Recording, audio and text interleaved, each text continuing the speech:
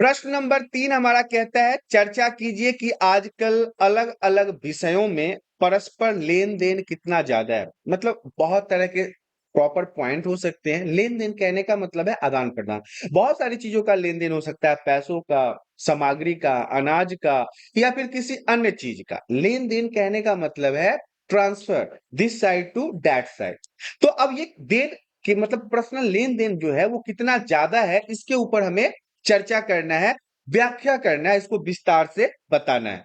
इसके उत्तर की तरफ बढ़ते हैं। अगर हम ध्यान से देखें तो हमें पता चलता है कि सभी विषयों में परस्पर लेन देन बहुत अधिक है। आजकल के जटिल समाज में बहुत तरह के लेन देन आपको देखने को मिलेगा।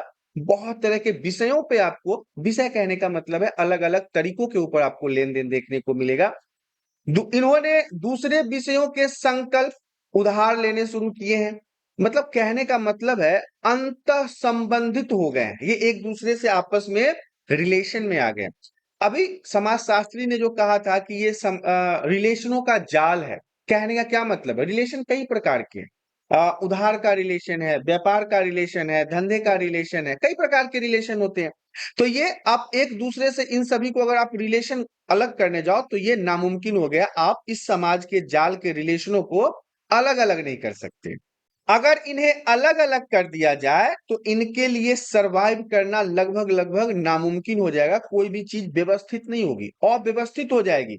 उदाहरण के लिए अगर अर्थशास्त्र को श्रम विभाजन, बेरोजगारी, पूंजीवाद इत्यादि जैसे विषयों का अध्ययन करना है तो इनके सामाजिक कारणों का पता करना पड़ेगा, तथा यह समाजशास्त्र का कार्य है। तो आप इसे सेपरेट नहीं कर सकते हो। अगर आपको अर्थशास्त्र अर्थात इकोनॉमिक्स भी पढ़ना है तो वहां पे भी आपको समाजशास्त्र का मदद लेना पड़ेगा। क्योंकि आपने तो ये देखा होगा ना कि कई सारे ऐसे मुद्दे होते हैं जो हमने हिस्ट्री में पढ़े हैं, वो हमें पॉलिटिकल साइंस में ही पढ़ना होता है। पॉलिटिकल साइंस में पढ़ा है तो वो हमें सोशियोलॉजी में ही पढ़ना होता है।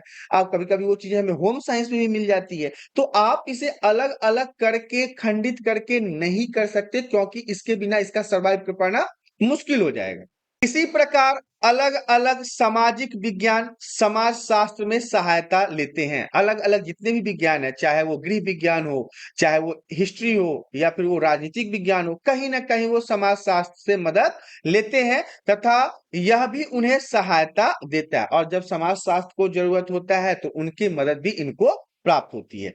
इस कारण ही इनमें अलग अलग विषयों से संबंधित शाखाएं भी खुल गई है, जैसे कि ऐतिहासिक समाजशास्त्र, राजनैतिक अर्थशास्त्र। इस प्रकार के सभी विषयों में परस्पर लेन देन काफी अधिक है। ये आपस में कहीं ना कहीं एक दूसरे से जुड़े हुए हैं।